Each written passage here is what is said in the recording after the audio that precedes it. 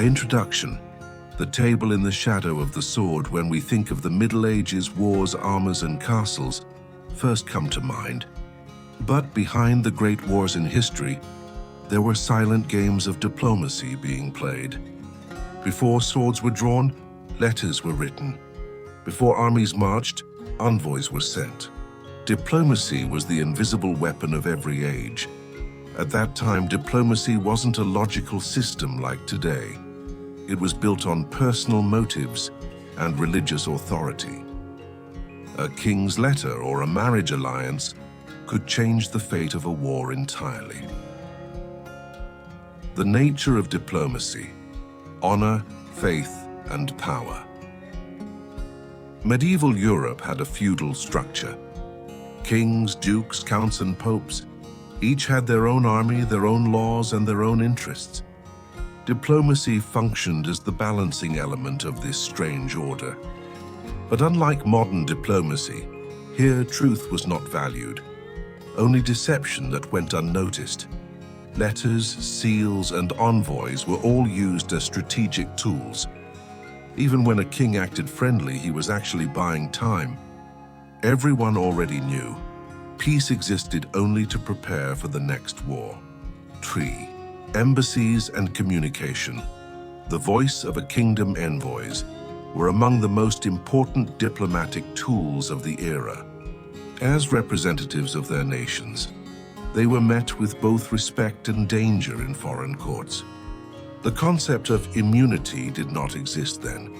So if an envoy brought bad news, his head could easily be cut off. That's why the choice of envoy was crucial.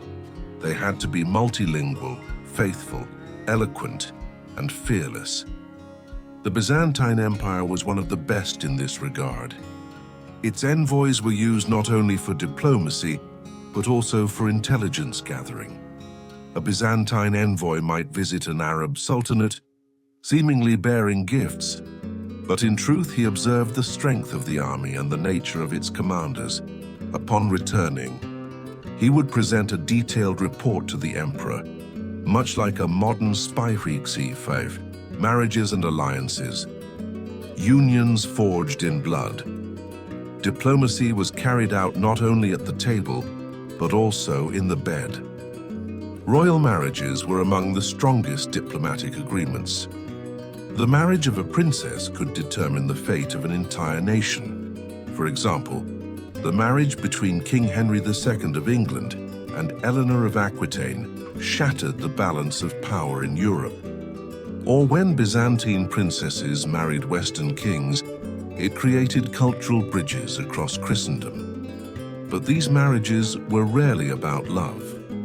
They were usually political arrangements for taxes, land, or military support. Diplomacy here became a cold, deadly game played without emotion. The papacy and the church. Politics in the name of God. To understand medieval diplomacy, one must grasp what the church meant to people. Because in that era, God was not just a matter of faith, he was a political tool. The papacy could make not only religious decisions, but political ones as well. For a king to wear the crown, he had to be blessed by the pope. Thus, popes were like shadow rulers, standing behind the thrones of kings. The Crusades are the clearest example of this. A single call from Pope Urban II set an entire continent ablaze. But the true goal wasn't just to liberate Jerusalem, it was to unite Europe and reshape the balance of power. Diplomacy in the Christian world, power cloaked in faith. In medieval Europe, diplomacy was a power struggle disguised as the word of God. Kings spoke of holy duty while fighting for their thrones. Faith became the most effective way to hide ambition. Diplomacy moved in two directions: divine legitimacy and balance of interests.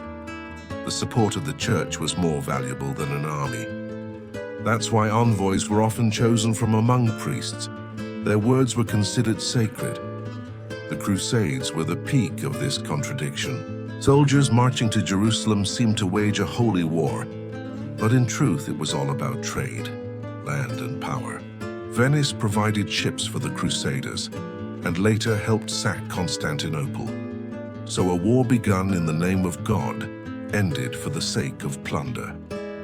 In medieval Christian diplomacy, peace was mostly a pause between wars.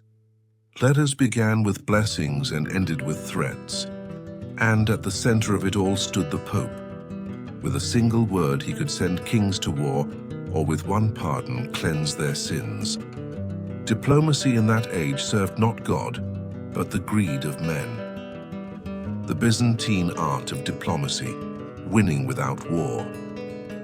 The Byzantine Empire was the most intelligent center of diplomacy in the Middle Ages. Although it stood at the heart of countless wars for 1,000 years, it rarely fought directly. Why? Because it used diplomacy more effectively than any other power. Byzantium preferred to silence its enemies with gold, marriage, or flattery. It pitted barbarian tribes against each other, supporting one to weaken the other. It was the first to truly systematize the policy of divide and rule. Wait, secret correspondence and espionage played an active role in medieval diplomacy. Coded letters, secret messenger networks, and even fake seals were used. Many kingdoms controlled postal routes to intercept their enemies' communications. For example, Venice not only dominated Mediterranean trade, but also the flow of information.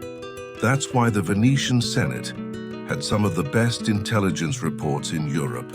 Weeks before an enemy fleet arrived, Venice already knew. The road to modern diplomacy toward the end of the Middle Ages, diplomacy became more stable. Italian city-states, especially Florence, Milan, and Venice, established permanent embassies. Envoys were no longer temporary. They became permanent representatives. This marked the birth of true diplomacy. Works like Il Principe, The Prince, gave diplomacy not morality, but realism. As Machiavelli said, a ruler must appear virtuous but be ruthless in truth.